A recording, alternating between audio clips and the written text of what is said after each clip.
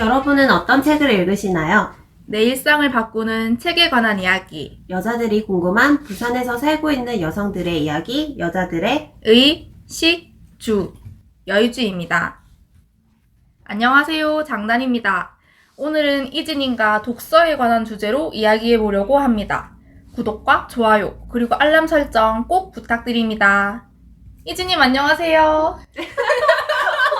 너무 갑자기 오랜만에 대면이어서 너무 어색하네요. 네, 안녕하세요. 이지입니다. 이진님, 요즘 이진님께서도 독서 많이 하시는 걸로 알고 있는데 가장 최근에 읽었던 책이 뭐예요? 저는 젊은 ADHD의 슬픔을 최근에 읽었고요. 오, 네, 어떠셨어요? 이런 생각하고 살구나. 이런 느낌? 아. 그러니까 저는 ADHD를 많이 만나는데 대개는 어린애들이 선생님 나는 ADHD예요. 이러거든요. 난 ADHD라서 이렇게 못하는 건데 이렇게 얘기하는데 네, 성인에 대해서 어떻게 이런 것들을 받아들이지 궁금했는데 최근 에세이니까 이분은 성인이 돼서 ADHD 판정을 받았거든요. 네, 그리고 제가 궁금해가지고 유튜브 검색하니까 네. 임상심리사분이 자기가 나중에 ADHD라는 거 아는 거예요. 어. 그분은 검사를 해주면서 ADHD를 이제 검사를 내려주고 하는 분인데도 본인의 ADHD는 정말 나중에 알게 된다라고 하더라고요. 그런 거 보면서 혹시 나도 ADHD였나? 이러면서 막 생각을 하게 되고 네, 그냥 좀 공부로 받아들이긴 했는데 이런 것도 보고 웹소설을 최근에 진짜 많이 봤거든요. 진짜요? 네. 무슨 재밌는 게 있어요? 그냥 이게 공부하다가 머리가 너무 안 돌아가니까 웹소설을 계속 보는데 이게 돈이 너무 많이 나가요. 하는 거야. 은근 되게 줄줄 샌다니까요? 계속 몇천 원씩 결제하다 보면 2만 원 후딱 되고. 그래서 도서관에서 빌려보기 시작했는데 근데 도서관에서 빌려보면 좀 건전할 줄 알았는데 마지막에 아빠 친구랑 사귄다고 그래서 너무 짜증이 나는 거예요. 그래서 처음에 아무 관계가 아니었는데 알고 보니까 마지막 권에 아빠 친구다 이렇게 나오는 거야. 근데 다 읽었어 이미. 아빠 친구랑 4시간 돌려줘라. 아니 제목을 보고 처음에 이게 무슨 제목인지 이해가 안 갔는데 다 읽고 보니까 근데 그 작가님이 유명하더라고요. 그래요? 네. 그래서 유명해서 읽었는데 아빠 친구랑 이어져가지고 당황해. 너무 더러워 이러면서 그러면서 읽었죠. 장단이가 요즘 무슨 책을 읽고 있으세요? 저도 약간 웹소설 진짜 많이 읽는데 이게 약간 많이 읽는 분은 좀 아실 건데 이게 약간 한 번씩 쫙 몰아 있다가 또 조금 질리는 날이 있어요. 맞아요. 그럼 또 쉬어야 돼. 맞아요. 그래서 저도 약간 지금 조금 쉬는 타이밍이라 가지고 전 최근에 필사를 시작했거든요. 그래서 제가 양기자 선생님 원비동 사람들을 오랜만에 이제 본가에 가서 책이 있길래 딱 읽었는데 이 앞 부분 문장이 너무 갑자기 좋아가지고 진짜 그 자리에서 그냥 10번을 읽은 거예요. 그래서 이게 너무 좋다, 이걸 써야겠다 싶어가지고 그게 또 단편소설 모음집이라서 그냥 저는 통째로 단편소설째로 필사를 하고 있거든요. 그거랑 이제 그 박완천 선생님의 복원되지 못한 것들을 위하여라는 또 책도 이제 그분 단편을 모아놓은 거라서 그냥 한 권만 좀 하면 지루할까봐 번갈아 가면서 하고 있습니다. 네네. 필사가 진짜 힘들지 않나요? 근데 저는 너무 이거에 이제 계속 이런 건 아니고 그냥 제가 틈틈이 나는 시간마다 그냥 펼쳐두고 조금 쓰고 한 페이지씩 쓰고 근데 한 페이지 쓰는데 은근 시간 좀 걸려요. 한 20-30분 정도 걸려요. 빽빽하게 쓰면. 그래서 그 정도 시간 날 때 조금씩 하고 있는데 되게 괜찮은 것 같아요. 생각이 좀 정리되는 느낌? 좀 무난히 좋아서 시작했는데 되게 만족하고 있습니다. 네. 이제 본격적으로 책에 대해 얘기를 해보려고 하는데요. 그러기에 앞서서 좀 궁금한 게 있어요. 네. 이지님은 책을 어떻게 보세요? 보통 뭐 도서관에서 빌려 읽거나 아니면 이북으로 읽으시는 분들도 많던데 이지님은 뭐 구매해서 읽으시는 편인지 아니면 뭐 빌려 읽으시는 편인지 그게 궁금해요. 저는 원래는 구매를 많이 했는데 이제는 대여를 많이 하려고 하고 일단 대학교 도서관이 정말 책이 진짜 많아요. 그래요? 네, 책이 너무 많고 온라인 도서관에서도 책이 진짜 대여가 신착이 많이 들어와서 보기가 너무 좋더라고요. 그래서 실용서는 구매하는 편이고 사더라도 최대한 이북으로 사는 편이긴 해요. 왜냐면 이제 책장에 넣을 곳이 없어요. 네. 이해해요. 책장에 넣을 곳이 없어가지고 이거 집을 막 바꾸든가 해야 돼. 네, 그래서 그냥 이북으로 사고 아니면 그 대여하는 시스템을 좀 이용하는 편이에요. 장난님은 어떻게 보세요? 저도 진짜 책은 무조건 종이로 읽어야 된다. 좀 이런 생각이 있는 사람은 사서 보는 편인데 제가 이제 패드가 있으니까 저도 이북으로도 몇 번 봤거든요. 근데 이상하게 이게 저는 한 번 보면 그 책을 거의 끝까지 다 보는 편이라서 이게 계속 몇 시간 동안 보고 있으니까 눈이 아프더라고요. 그래서 되도록이면 사서 거의 읽는 것 같아요. 사실 거의 사서 읽는 것 같아요. 그러니까 종이책이 좀 더 눈이 편해서 선호하는 것 같습니다. 근데 확실히 패드로 보면 이북 네. 리더기랑 좀 차이 나더라고요. 그쵸. 이북 리더기랑 또 다르죠? 네, 저도 휴대폰으로 보면 책을 잘 못 읽고 이북 리더기로 보면 한 번에 완독이 가능한데 이북 리더기가 리디페이퍼 쓰거든요. 리디페이퍼밖에 안 돼가지고 이제 팔려고요. 딴 거 사야겠다 이러면서 아 진짜? 네, 팔고 다른 거 사려고요. 아 네. 근데 또 저 웹소설은 다 핸드폰으로 봐요. 저도 그게 진짜 아이러니하다고 느껴요. 진짜 아이러니예요. 웹소설은 잘 읽혀지는데 맞아. 종이책들은 휴대폰을 못 읽겠더라고요. 그쵸. 네, 그럼 이제 함께 얘기할 책으로 들어가 볼게요. 저희가 오늘 함께 볼 책은 문모카 작가님의 돌이킬 수 있는 이라는 책입니다. 이 책이 SF랑 판타지 그리고 미스테리를 효과적으로 결합한 이야기라고 생각해요. 이 책 추천은 제가 했는데 저도 재밌다고 추천받은 책이었거든요. 사실 이 책 시작은 산 하나가 통째로 가라앉아 버린 싱크홀에서부터 시작합니다. 모든 일이 거기서부터 시작해요. 이진님께서는 그런 상상 해보신 적 있어요? 저는 가끔 길 걷다가도 그냥 내 발밑이 꺼지면 어떡하지? 아니면 어디 건물에 들어갔는데 그 건물이 뭐 확 꺼져버리면 어떡하지? 이런 상상 평소에도 전 많이 하는 편이거든요. 근데 이 책을 읽고 나서 좀 더 구체적으로 하게 됐어요. 어떻게 살아나올 것인가? 그 땅은 얼마나 깊을 것인가? 이런 엄청 되게 구체적인 거에 대해 생각하게 됐어요. 저는 일단 그런 상상을 안 하고 상상을 한다라고 하면 계단에서 미끄러지거나 그러니까 계단에 내려갈 때 계단에서 미끄러지는 상상을 하지 그럼 조심해서 내려가잖아요. 아니면 어릴 때는 이런 생각 많이 했어요. 그 약간 초등학생 때는 중학생, 고등학생 언니 오빠들이 너무 어렵게 보이고 무서워 보여서 삥 뜯길까봐 항상 그런 조심하자 이런 생각을 하고 네, 싱크홀 이런 거는 사실 한 번도 생각을 안 해봤어요. 근데 이 얘기가 새로우셨겠네요?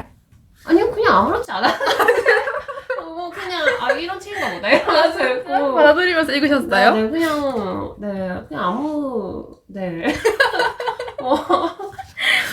그렇군요. 그러면 이지님께서는 이 책을 다 읽고 책을 딱 덮고 나서 가장 먼저 어떤 생각이 드셨어요? 저는 일단 너무 소름이 돋았고 그쵸. 그러니까 중반부터는 계속 휘몰아치는 느낌? 계속 반전을 해서 마지막까지 반전이 나와 이러면서 이제 뭐지? 이러면서 마지막 때가 정말 너무 반전이었고요. 네, 그리고 이걸 다 읽고 나서 이거를 어떻게 우리가 팟캐스트로 할까? 다 스포일러인데 이러면서 이거는 안 읽고 봐야지 진짜 재밌는 거 같아요. 그건 그래요. 네, 초반에 사실 너무 좀 지루하다는 생각을 했거든요. 네, 왜냐면 이제 시작을 하는데 자꾸 누구지? 이름을 다 까먹었네. 그 경찰이신 분이랑 계속 윤설이. 네네, 여자 주인공이랑 부딪히잖아요. 네네네네. 그래서 쪽 들어가서 하는 이야기들 보면서 그냥 거기. 평탄하게 흘러가니까. 네네네. 근데 이게 뭐지? 하면서 다시 주변 사람들 검색해보고. 네. 근데 중반부터 너무 소름 돋았어요. 그쵸. 네네. 맞아. 저도 진짜 아무것도 모르고 그냥 SF 초능력물이다. 스릴 넘치고 재밌어. 이런 소개만 읽어야지 진짜 제대로 북통수 맞는 것 같아요. 맞아요. 개인적으로 저는 이 돌이킬 수 있는이라는 제목이 책을 다 읽고 나서 왜 이렇게 지었구나. 이걸 딱 생각해 볼 수 있어서 되게 그 의문증이 해소되는 점이 되게 좋더라고요. 이제부터는 혹시 책이 궁금한 분이 계시다면 읽고 오시는 걸 추천드립니다. 여기부터는 스포일러 주의하세요. 이 책에서 이제 싱크홀 때문에 모든 게 다 일어났다고 얘기 드렸는데 싱크홀에 빠졌다가 살아나온 사람들이 능력을 하나씩 가지게 되잖아요. 네. 각각 파쇄자, 정지자, 복원자 이렇게 스스로 이렇게 부르는데 저는 이 능력이 너무 흥미로운 거예요. 왜 얘네는 불을 뿜는다거나 순간이동을 한다던가 하늘을 날아다닌다 이런 게 아니고 왜? 파쇄를 하든지 정지를 시키든지 복원시키든지 이런 능력인 건지 그래서 혹시 이지님께서는 책 속에서 나오는 능력에 대해서 어떻게 생각하셨는지 궁금해요. 저는 일단 사람한테 안 되기 때문에 부럽지 않았어요. 일단 사물한테만 되기 때문에 네. 그게 좀 너무 아쉬웠고, 왜냐면 사람한테 되면 나를 이제 보호해주는 무기가 될 것 같다라고 생각을 했거든요. 그러니까 우리가 막 여자들은 저녁 늦게라든지 외지 이런 데 갈 수가 없잖아요, 혼자서는. 근데 이런 능력이 있으면은 좋겠다라는 생각을 하고, 근데 대신 여자들한테만 허락이 돼야 돼요. 상대방은 안 돼요. 나에게만 나만 허락해야지. 상대방 같이 있으면 나 싸우기에는 머리가 너무 딸릴 것 같아서 안 될 것 그쵸, 같아서. 되게 이것도 머리가 좀 좋아야 어. 활용을 잘할 것 같은 맞아요. 거예요. 머리가 좋아야 되기 때문에 맞아. 오직 여성들한테만 좀 있었으면 좋겠다. 그래야지 우리를 좀 더 자유롭게 해주는 무기 같다라는 생각을 하는데, 근데 사물한테만 되니까 어떻게 보면 염력처럼 느껴져서 네, 그래서 좀 흥미롭진 않고, 대신 그 여자 주인공의 능력은 매우 좋다. 세상에 그쵸. 후회 없이 살 수 있을 것 같아요. 근데 이게 또 나중에 얘기가 네네. 많이 나오니까 저는 개인적으로 이렇게 책에 나오는 인물 중에 차세연이라는 인물이 한 말 중에 이런 말이 있거든요. 의지에 따라 제한된 공간을 통제할 수 있는 에너지의 존재를 상상해봐. 에너지를 가두던 물질이 붕괴했으니 다른 숙주가 필요했겠지. 마치 바이러스처럼. 그런데 자유의지를 가진 그릇이 때마침 싱크홀 안에 잔뜩 있었잖아? 그 사람들이 에너지를 나눠 가졌던 거야. 이런 얘기를 했었는데 약간 이거랑 조금 비슷하게 생각했던 게, 저는 거의 4만 명의 사람들이 싱크홀에 떨어졌어요. 근데 살아남은 사람들 600명 정도란 말이죠. 그럼 이 나머지 4만 명 정도의 사람들이 그런 게 생체 에너지라고 해야 되나? 그런 게 되게 핵융합 반응처럼 웅축해서 각자한테 들어갔다고 생각했어요. 그래서 이런 생존자들한테 스며든 능력이 그런 초능력이라고 생겼거든요. 그래서 이 사람들 변종이라기보다는 저는 초인적인 능력이 말 그대로 후천적인 초능력이라고 생각했어요. 그래서 그렇게 생각해보면 이 사람들이 파쇄랑 정지 복원을 가진 게 좀 상징적인 것 같은 거예요. 왜냐하면 우리가 그런 재해를 맞닥뜨린다고 상상을 해보면, 일단 내 몸이 조금 지금 안전해. 그러고 나서 생각해보면 뭘 하고 싶을까를 생각하면 다른 사람들을 구하고 싶을 것 같단 말이죠. 그때 되게 필요한 것 같은 거예요. 실제로 이 사람들이 거기에 싱크홀에서 나올 수 있었던 이유가 이런 능력들을 이용해서 그 커다란 계단을 만들어서 걸어 나왔거든요. 네. 그러니까 이런 능력을 가지고 그렇게 계단을 만들어서 나왔던 걸 생각하면 그런 뭔가 사람을 살리는데 도움이 되는 능력이라고 생각했어요. 그리고 저는 되게 그 서리의 능력도 그게 되게 상징적이라고 생각했던 게, 최주상이 그 서리를 1초라도 먼저 신선한 공기를 마실 수 있도록 맨 앞에 세웠던 게 서리가 그런 능력을 가지게 된 이유가 아닌가 싶은 생각이 들었거든요. 가장 맨 앞에 선 자가 제일 처음 모든 걸 먼저 보고, 그 사람이 이제 그런 걸 시간을 돌린다면 이제 다시 시작할 수 있는 거니까 가장 피해를 줄일 수 있는 능력이라고 생각했어요. 그래서 능력자가 죽으면 다른 가까이 있는 사람한테 그 능력이 옮겨간다는 설정도 이런 응축된 생명력으로 탄생한 능력이었기 때문에 그냥 허공에 흩어지는 게 좀 허무하기도 하고 그냥 다른 사람한테 옮겨가는 게 좀 자연스럽다, 이렇게 타인에게 스며들어서 재발현되었던 거다, 이렇게 생각했습니다.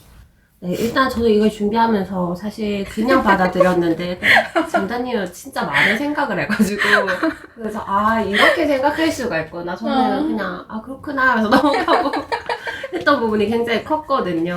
근데 들어보니까 그럴 수 있겠다, 그런 생각을 좀 많이 하긴 했어요. 네. 그러면 만약에 이지님께서 싱크홀에서 살아남은 생존자였다면 어떤 능력을 갖게 되셨을 것 같아요? 저는 여자 주인공의 능력을 제일 탐이 납니다. 제 삶을 바꿀 수 있을 것 같은데, 여태 저는 회사 다니면서 저 회사 들어가지 말았어야지를 왜 들어가서 느꼈을까.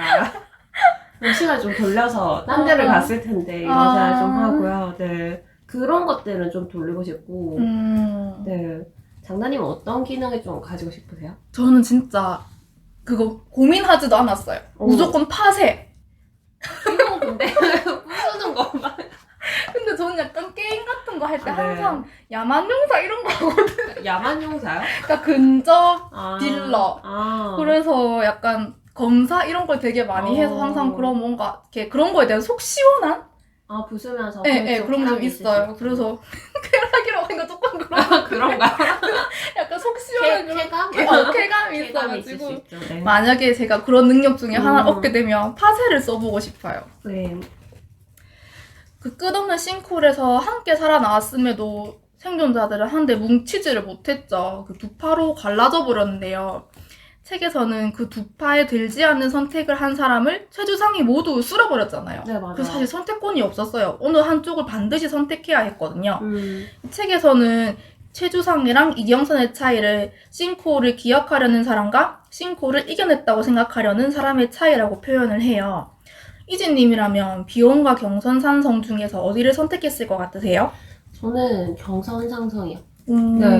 왜냐면 이제 그런 능력을 가지고 있어도 비원은 숨어서 살고 뭐랄까 양아치 같았어요. 조폭 같았어요. 아 약간 그런 분위기. TV에 보이는 조폭처럼 뒤에서 뭐 이런 거 커넥션하고 지들이 뭐라고.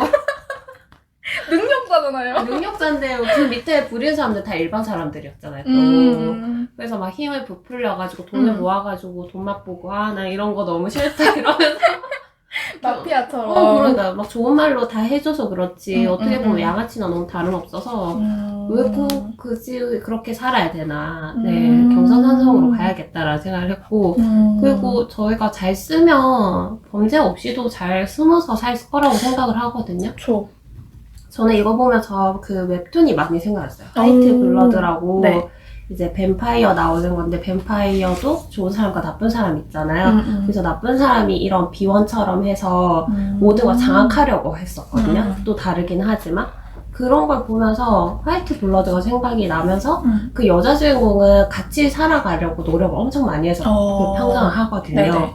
그래서 또 동화돼서 살 수도 있을 텐데 무조건 너무 극과 극을 달린다. 네. 둘 중에 하나 무조건. 아니 중간 사람들 죽일 필요가 있나? 알아서 좀 살라고 하면 되지. 어떻게 보면은 그 사람들이 나쁜 짓 하러 가면은 그때 경찰처럼 하면 되잖아요. 근데 뭐 이거 중간도 없고 뭣도 없고 솔직히 너무 힘의 차이를 두 사람한테 너무 준 것 같아가지고 그게 그쵸, 좀 그쵸. 싫었어요. 맞아. 근데 저도 약간 양아치라고 하기가 좀 웃긴데 뭔가 경선산성을 택할 것 같긴 해요. 근데 사실 이제 그 최주상이 만든 그 비원이라는 조직 자체가 이제 윤설이가 그 경찰청에 들어가면서 조금씩 실체를 밝혀내긴 했지만 뭐 착한 일을 하던 것만은 아니었고 또 이제 그 섹션에 이렇게 이런 말 조금 표현 조금 그렇게는 생각이 잘 안 나서 딱까리 짓을 하면서 맞아. 그리고 대체가 생각이 안 나네요. 아니 막 그런 거 하고 처형하고 지들끼리 그 처형 너무 그리고 약간 되게 처형할 때도 뭔가 비가 주서 오는데 되게 심각하게 막 엄청 자기들끼리 그래봤자 능력 넘어갈 텐데. 그래봤자 그 사람들을 많이 안 데리고 가는 이유가 그거잖아요. 네, 자기들끼리 먹으려고. 그래서 다들 말만 좋아서 그렇게 무슨 이념이 있는 것처럼 하지만 능력은 자기들끼리 가지려고 하고 아휴 뭐한 짓인지 모르겠어요. 그런 것도 약간 경찰의 비호 아래 뭐 계속 있을 수 있었던 그런 거긴 한데 그래도 약간 저는 경선산성이 좀 좋았던 게 그래도 계속 도망 다니는 삶이긴 한데 나름 그 사람들끼리 되게 자유로운 분위기인 것도 그렇고 그리고 이제 이찬이 뭐 두더지긴 했지만 왔다 갔다 하면서 생필품 같은 것도 구해주고 이런 되게 자유로운 모습이 좋더라고요. 저는. 맞아. 경선산성이 약간 마을 같은 소규모 마을 같지 않았어요? 공동체 같은 느낌이어서 맞아. 조금 더 자유로워서 좋았어요. 저도. 전 개인적으로 그 장면이 조금 좋았거든요. 왜 설이가 처음에 경선산성을 모르고 이제 들어갔을 때 조금 친해지고 나서 머리를 잘라주려고 하는데 이거 머리가 붙었다가 마음에 안 들면 언제든지 얘기하라고 다시 만들면 된다고 게 너무 재밌었거든요. 파쇄의 능력을 그렇게 쓸 수가 있다는 게 이게 사물만 되니까 저런 능력이 가능하구나 또 이런 것도 보고 되게 재밌었어가지고 생각이 나네요. 저는 주인공 외에 매력적인 인물을 꼽자면 이찬이 되게 잘 만들어진 캐릭터 같거든요. 이찬이 그런 독백을 한 장면이 나와요. 정여준이 경선상성을 위해 목숨을 걸었다면 정여준을 위해 목숨을 거는 사람이 한 사람은 있어야 했다. 그 정도로 충성심이 강한 사람인데 왜 첩자가 됐을까요? 일단 저도 처음에 이게 너무 의문이었거든요. 이렇게 그쵸. 이 집단을 좋아하는 사람인데 왜 두더지가 되어가지고 맞아. 네 그런 일을 할까 했는데 뭐 마지막쯤 되면은 이찬이 그런 선택을 한 이유에 대해서 나오잖아요. 네. 근데 그 순간의 선택은 어떻게 보면 배신감도 있었을 거고 그쵸. 순간 훅하는 그런 것도 있을 건데 생각이 짧았다. 이찬 이찬 생각이 짧았다. 넌 어차피 이용되고 끝나래요. 네, 그래서 좀 그냥 이해는 가지만 뒤에라도 알아챘을 때 분명히 그 능력으로 이겨낼 수 있었을 건데 그쵸. 끝까지 이용당하고 맞아. 진짜 앞날을 한 치 앞도 못 보면서 지금 파멸로 걸어가는 느낌이라고 해야 되나? 네. 아니 딱 봐도 힘 있으니까 자기는 그걸 다 뿌리칠 수도 있는 거잖아요. 그쵸. 근데 약간 멘탈이 네, 그 순간에 흔들려도 그게 곰곰이 생각해보면 아니라는 걸 좀 알 수 있는 기회가 있었을 텐데 그러게요. 네, 왜 계속 거기서 두더지 노릇을 하면서 그것도 너무 열심히 해. 진짜 맞아. 너무 열심히 하고 그거 막 또 바뀌면 바뀌는 안정감 찾아가고. 맞아. 다 이렇게 다 하고 거기서 뭐라면 반박도 못해. 아니 나 같은 그 능력이 있으면 일단 다 때려 부수고 가면 되지. 맞아. 네, 아유 정말 그게 굉장히 아쉽고 아이러니하다. 네, 그런 생각을 좀 많이 했어요. 저는 약간 이 이찬을 보면서도 되게 서영우라는 인물이 되게 똑똑하구나. 그러니까 얘가 약간 결과적으로 브레인이 돼서 모든 상황을 다 지배하는 맞아요. 이런 인물인데 이런 서영우가 이찬이 처음 딱 잡혔을 때 바로 정유준에 대한 얘기를 하거든요. 근데 저는 진짜 신기한 게 그걸 어떻게 알았을까? 이찬이 정여준에게 품고 있는 마음을 밖에서도 그 정도로 보였을까? 이런 생각을 조금 하긴 했는데 어쨌든 약간 좀 되게 날카롭게 그 사람이 되게 이찬에 대해서 분석을 해서 정여준에 대한 얘기를 바로 하는데 저는 뭔가 그때 바로 반감이 좀 들어서 순간적으로 잘못된 판단을 했던 것 같아요, 저도. 똑똑한 사람이긴 한데 이 서영우라는 인물이 되게 반동인물이지만 대단한 게 사람을 진짜 잘 파악해가지고 그 사람의 약점이 될 만한 걸 족쇄로 묶어놓는 거 잘하더라고요. 맞아요. 진짜 어쩜 자기 손 아래 모든 사람을 다 이렇게 그런 채셔 말처럼 다 부렸잖아요. 비왕도 그렇고. 맞아요. 섹션도 그렇고. 네, 맞아요. 그 쌍둥이? 걔네도 무슨 그거 보고 손가락 인형처럼 막 부리는데 되게 그 쌍둥이들도 좀 이상하지 않았어요? 좀 불쌍한 생각했어요. 저는 불쌍하기 처음에 불쌍했는데 마지막쯤 가서 그 오빠분 있잖아요. 뭐 저런 인간이다 했지. 개인적으로 저도 오빠가 있지만 그렇게 생각했으면 진짜 오빠부터 우선. 맞아. 그럼 맞아. 결국 약간 첫 판단을 그 오빠가 먼저 하잖아요. 맞아. 그 동생 공격했을 때도 그렇고. 네네. 동생들 다 버려. 그러니까 제가 끝까지 다 버리고 지만 살려고 맞아. 어떻게든. 나쁜 놈이었네. 그러니까 첫 번째로 죽었던 동생이 죽지 말았어야 했어요. 그쵸. 능력을 가진 채로 바로 오빠부터 갔어야 된다. 그러니까 바로 그냥 먼저 일단 오빠부터 처치했어야 했다. 그러면 약간 그 여동생은 자기 말대로 같이 들었을 것 같거든요. 네, 같이 어떻게 보면 살았을 것 같은데 어떻게 좀 보면 아쉽다. 잘 숨었을 수도 있을 것 같아요. 그쵸. 차세현이랑 둘이, 그러니까 일단 그 싱크홀 이런 관련해서 그런 뭐 연구를 할 정도였으니까 머리는 되게 똑똑했을 것 같거든요. 맞아요. 그리고 거기 살아나왔을 정도면 4만 명에서 600명이 됐는데 거기 살아나왔을 정도면 좀 아쉬운 인물 중에 한 명이긴 합니다. 네, 맞아요.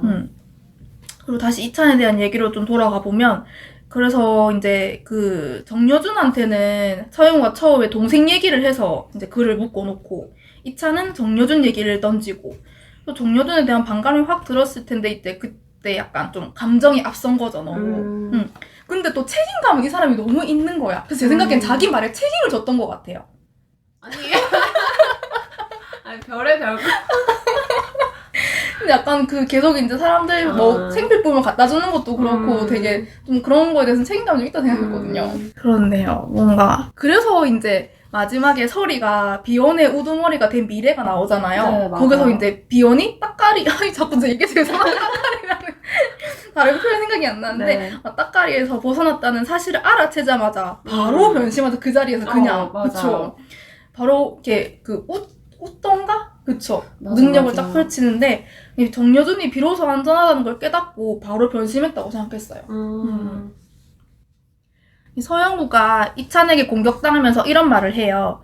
그곳은 비극의 유적지가 돼야지. 신인류의 탄생지로 만들 수는 없어.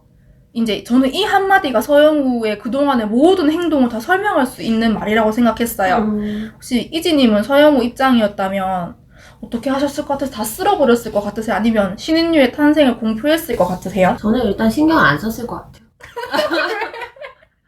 아니 뭐 쓸고 말고로 이렇게까지 생각 안 했을 것 근데 같고. 입자 그 지령을 받았잖아요. 서영우는. 그쵸, 지령을 받긴 했는데 근데 솔직히 지령을 받은 만큼 대우받은 것도 없고 그건 그래. 이렇게 하면서 현타가 많이 왔을 것 같아. 나 이 정도 맞아. 하는데 진짜 뭐 해준 것도 없고 자꾸 자천시키고 난 다리만 다치고. 저 이렇게 막 몸 아픈데 그 심지어 자기들끼리 죽이고 막 이러잖아. 난 그런 걸 다 했는데 얘네들이 이 정도까지밖에 안 해주네 이래서 저는 사실 재활봐서 초능력자는 아니지만 그 틈에 갈 것 같아요. 이거는 내 싱글 섹션이고 뭐가 없다. 나는 너무 열받아서 저는 갈 것 같고 네, 그래도 서영우의 입장이라고 한다면 글쎄요, 저는 보면서 사실 굉장히 가스라이팅하는 인물인 것 같다라고 생각했어요. 맞아요. 네, 모든 사람들을 조종하고 굉장히 어떻게 보면 심리적인 걸 굉장히 잘 쓰는 사람? 맞아. 네.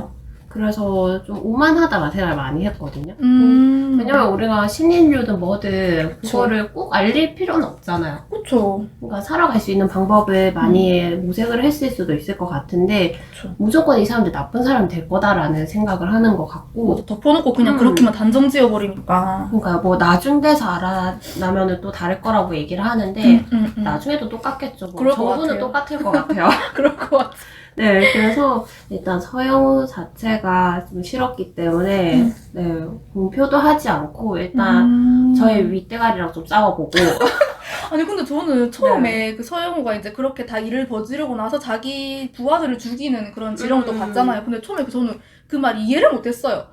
무슨 지령을 내린 건지. 근데 이제 서영우가 하는 행동을 보니까 거기 있었던 부하들을 다 죽여버리더라고요. 그래서 결국 자기 혼자만 살아남잖아요. 네. 그래서 본부로 돌아가는데 이제 그런 본부에서도 자천돼서 가긴 하는데 근데 약간 그런 명을 내리는 본부도 좀 제정신이 아니지 않나. 근데 그 말이 딱 들었을 때 바로 이렇게 실행할 수 있다는 게 굉장히 사이코패스 인물이 아니었나. 이미 잠재적으로 있었는데 사회가 용납을 안 해줘서 포기하고 있다가 사회가 용납을 해주는 거죠. 이제 해도 된다 이러니까 다 죽일 수도 있고 순간적으로 그런 판단에 망설임이 없었다는 게 정말 잔인하고 그런 사람이라고 생각을 하고 끝까지 이거를 두 집단을 흔들잖아요. 맞아요. 흔들고 나서 마지막 그 기회가 됐을 때도 어떻게든 그 죽이려고 다 혼자 가고 근데 총 들고 다가 맞아.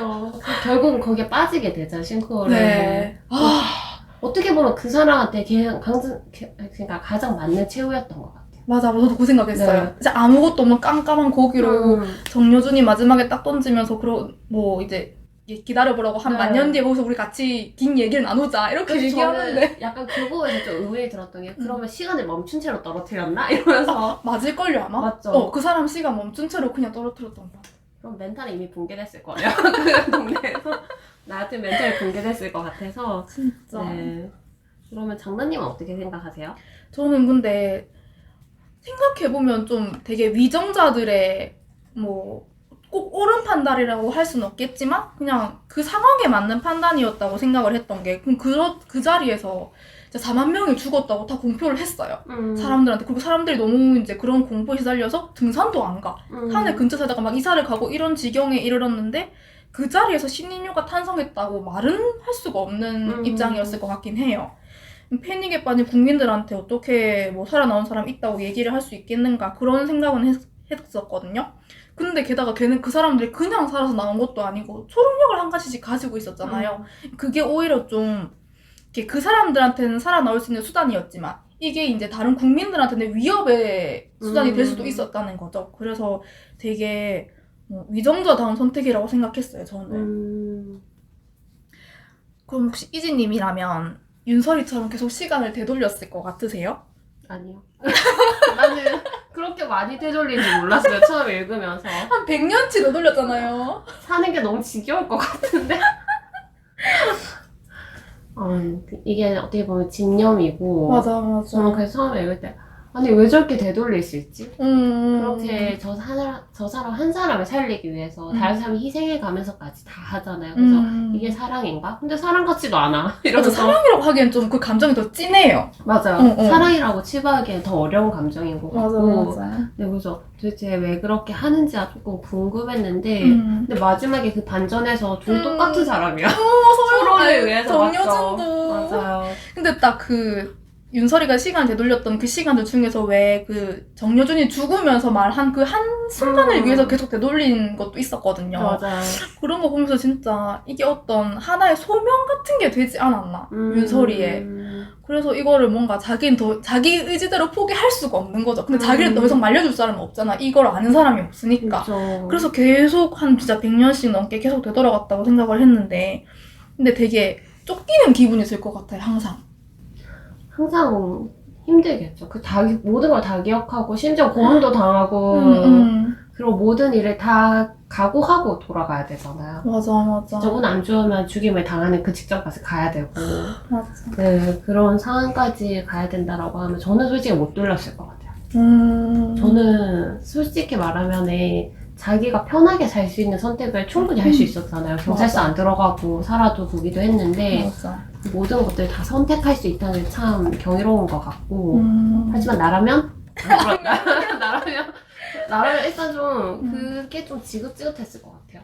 아, 그쵸. 능력도 지긋지긋했을 것 같고, 이 두 답이 없는 집단도 진짜 두 개 다 아무리 내가 다른 길을 가도 똑같잖아요. 맞아요. 똑같고 마지막에 그렇게 하지 않는 이상은 저는 솔직히 이게 어떻게 될까를 좀 예측이 안 되더라고요. 맞아요. 네. 그래서 윤설이가 마지막에 그 자기가 우두머리를 올라가잖아요. 네. 그거를 정말 하기까지 그 100년의 시간이 걸렸는데 그거는 못했을 것 같다는 생각도 하거든요. 왜냐면 그분을 죽였어야 됐잖아요. 아, 맞아. 최주상 자기 아빠 같은 네, 사람을. 그분 말고 그 밑에 외국인 남자분을 라땅. 죽이고 올라가잖아요. 가족 같은 관계인데. 맞아요. 그러니까 결국은 한 사람을 또 이렇게 살리기 위해서도 나름 희생이 필요한 거니까 이게 굉장히 죄책감이 컸을 것 같아요. 누군가를 죽여야 되는 부분이기도 해서. 맞아. 그리고 저는 약간 최근에 제가 이터널스를 봤거든요. 거기서 이제 그 안젤리나 졸리 캐릭터가 이렇게 원래 기억이 삭제되어야 하는 애들인데 기억이 삭제 안 되는 현상이 발생해서 그런 기억에 쌓여가지고 짓눌려서 자기 약간 가끔씩 자기 생각이 나가버리는 그런 병에 시달리는 사람으로 나와요. 근데 약간 윤설이를 보면서도 저는 그 생각이 들었거든요. 약간 이렇게 계속 살다 보면 언젠가 자기 기억에 짓눌리는 때가 오지 않을까. 맞아. 그럼 만약에 내가 미쳐버리거나 하면 내가 이상한 시간대로 막 가거나 하면은 뭐 아무거나 건드려서 이렇게 세계가 바뀔 수도 있는 거고 이런데 이런 뭔가 안전장치 한 개 정도는 필요했지 않을까. 일단 멘탈이 나갈 것 같아요. 그쵸. 기억을 떠나서 계속 누군가 죽는 것도 보고 내가 고문도 당해보고 죽음 앞에까지 가보고 맞아. 그런 상황이 계속 겪잖아요. 저는 처음에 나왔을 때 돌아가는 시간이란 걸 몰랐을 때 뒤에서 그 칼을 던졌을 때 잘 피하잖아요. 그것도 어떻게 했지 했는데 그것도 다 경험한 거야. 알고 있었어 이미. 이미 올 거라는 거 알고 있었어. 근데 그거를 태어나게 넘어가잖아요.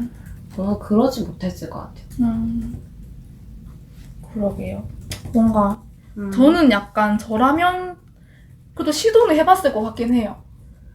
그랬을 것 같기는 한데 100번까지 못 돌렸을 것 같아요. 하다가 너무 지긋지긋했어요. 그 100번의 그 갈래를 어떻게 생각할까요? 저는 그 정도 생각할 머리를 썼으면 사실 이 능력 없어도 윤설이는 한번 짱을 먹었을 거다. 맞아. 이 생각을 너무 늦게 해내는 것 같아요. 맞아요. 자기가 우두머리 했다는 생각을. 그 생각을 미리 할 수도 있는 사람이었는데 모든 경우를 다 해보고 그걸 하잖아요. 그런 거 보면 사실 굉장히 똑똑한 사람이다. 그건 그래요. 100번의 경우의 수를 어떻게 생각해요?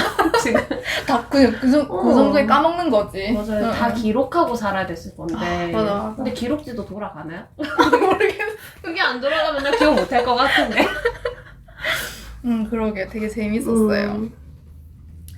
저는 개인적으로 읽고 쓰는 삶을 지향하는 사람이에요. 매일 읽고 쓰던 날들에 못을 박아놓고 철새처럼 그 지점으로 돌아가는 생활을 하고 싶습니다. 일상이라는 파도에 휩쓸리면 그러기가 쉽지 않더라고요. 현실이 삶을 메마르게 하는 때가 있어요. 그래도 항상 독서를 놓지 않으려고 합니다. 기분이 저기압일 땐 고기 앞으로 가라는 말이 있지요. 삶이 힘들 때 책 앞으로 가보는 건 어떨까요? 여의주는 언제나 청취자분들과 소통하고 싶습니다. 나누고 싶으신 주제, 사연이 있으시다면 인스타그램 드래곤볼 051과 드래곤볼 051 네이버닷컴으로 언제든지 연락주세요. 여의주 인스타그램에는 카드뉴스가 준비되어 있습니다. 유튜브, 팟캐스트, 팟빵, 오디오 클립에서도 만날 수 있어요. 구독과 좋아요 그리고 알림 설정 부탁드려요. 오늘 이야기는 여기까지입니다. 들어주셔서 감사합니다. 여자들의 오늘보다 나은 내일을 위하여.